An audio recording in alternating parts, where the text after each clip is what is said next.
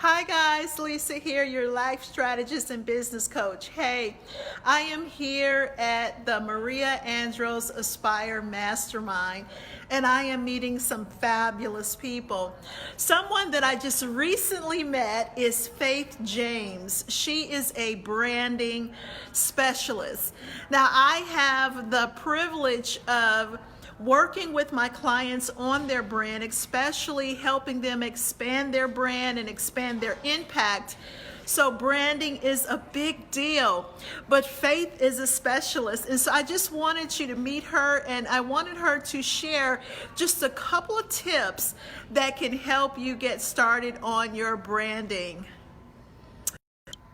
Hey Lisa, how are you? Thank you for having me on your live. Hey everybody, good to meet you. So as Lisa said, my name is Faith James. I'm the CEO of the Personal Branding Consultancy, and I work specifically with entrepreneurs and executives, authors, coaches, etc. So some quick tips. Number one, and Lisa and I talked about this last night, is that you should own your first name, last name, domain. So if your name is Bob Smith, you should own www.bobsmith.com. So if you're like Mary Frances, you own maryfrances.com. Even if right now you don't have a website plan for it, you're not really sure, you could literally just have a one-page landing page with your bio, and that could be enough. But when you're building your personal brand, that's sort of like a foundational element. You want to make sure that you own your name domain. So Faith, when your name is already taken, what do you suggest? So some of the workarounds would be to use your middle initial or use your full middle name. So I have a client of mine, her name is Andrea Pearson, and she goes by Andrea Pearson because it's actually a singer who's Andrea Pearson. And so I always say, don't let anybody push you off on a land grab. If you can still own and retain the rights to your name, go ahead and do it. Use your middle name, or if you're a junior, go with junior, senior. Find creative ways around it, but don't give up the rights to your name just so quickly. So that's one of the most important things I always talk about. And then the second most important thing is that you really have to understand what your brand is saying about you in the marketplace. This is so critical. I wrote a LinkedIn article about this last night. So here's what the point is. You could say, I'm going to go be the best, wellness coach, and I'm going to be doing X, Y, and Z, and I want to serve these people. But if your reputation in the marketplace is such that when people talk about you or they mention your name, they go, oh, she's really aggressive, she's really pushy, she's got some newfangled ideas when it comes to wellness, don't do any business with her. You don't know that, but there you are building a website, hiring these people, building this brand, and nobody is coming.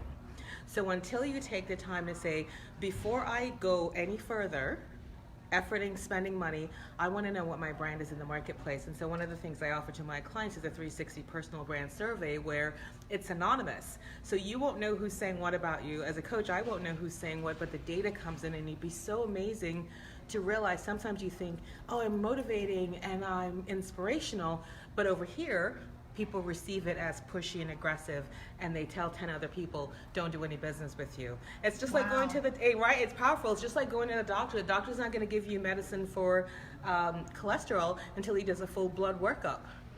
What are your numbers? What's your sugar? What's your blood pressure? So this is that assessment of the state of your personal brand. So those are two quick tips. That is great. Thank you so much for sharing. And so what else do you do? How else can you help clients? Oh my gosh. So what I do is I tell people, think of it as the personal branding boutique, where you come in, it's a one-stop shop. We sit you down, we give you a glass of refreshment. You get everything from learning how to build your brand identity work, and so we do that for you. Everything from your logo to your brand colors, your brand font, the typography, what's the essence and the energy of your brand, what are your brand attributes. Then coming to the expression of your digital brand. So how does your brand show up on Instagram? How does it show up on LinkedIn? How does it show up on Facebook? So you get full makeovers done by me and my team. So if like we were talking last night, right?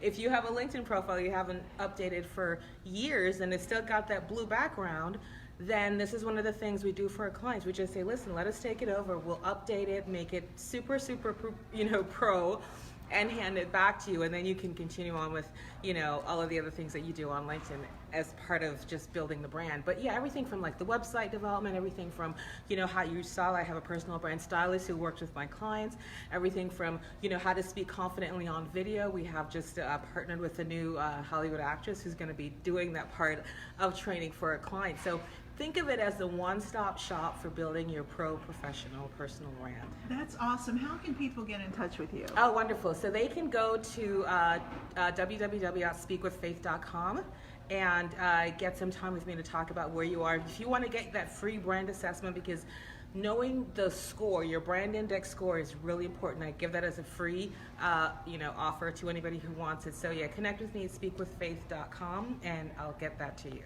Yes. Hey guys, I help with branding. I help my clients with branding. It's very important for impact. And so I am also, though, going to get this brand assessment because I want to know what people are thinking about me. You know, I always talk about how we can always improve ourselves. I always talk about having those mentors, having those coaches, having those counselors, even if you are the mentor, the coach, or the counselor. And so I love meeting people like Faith because I am humble enough and I recognize that we all need help, and I need help. I want to be the best that I can be. I want to become the best so that I can help my clients become the best. But that means that I have to invest in myself, and I have to be able to ask for help. Do not be afraid to ask for help, folks. We all need it. All right, so I'll see you guys later. Bye-bye.